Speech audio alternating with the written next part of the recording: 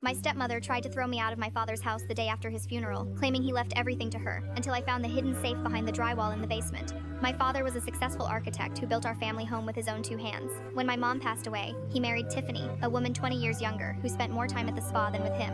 I stayed in the house to help my dad during his battle with lung cancer, while Tiffany was out managing her social media brand. The day after my dad was buried, Tiffany handed me a garbage bag and told me I had 2 hours to leave.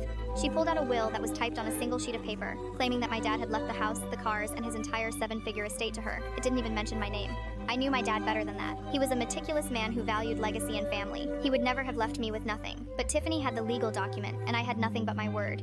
I went down to the basement to grab my childhood photo albums. While I was packing, I noticed a slight discoloration in the drywall near the water heater, a place Tiffany never visited because she was scared of spiders. I remembered a story my dad told me about hiding the plans to this castle.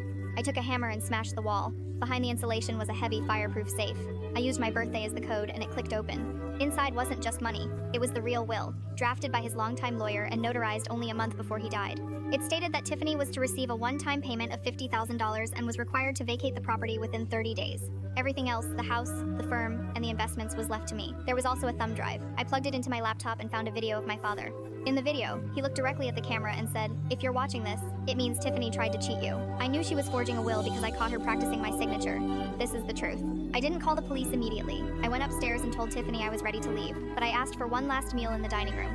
As she was gloating about how she was going to turn my bedroom into a shoe closet, I placed the laptop on the table and pressed play. Her face went from smug to ghostly white as she heard my father's voice calling her out for her greed. The look on her face when she realized she wasn't getting the millions was better than any inheritance. I told her she had 10 minutes, not 2 hours. I called the lawyer and the police. It turns out, the will she had was a total forgery, and she's now being investigated for elder abuse and fraud. I'm currently sitting in my father's study, looking at the gardens he planted. Tiffany is living in a cheap motel, and I'm making sure she doesn't get even a cent of that $50,000 consolation prize because of her criminal actions. She tried to erase me from my own family, but my father's foresight saved us both.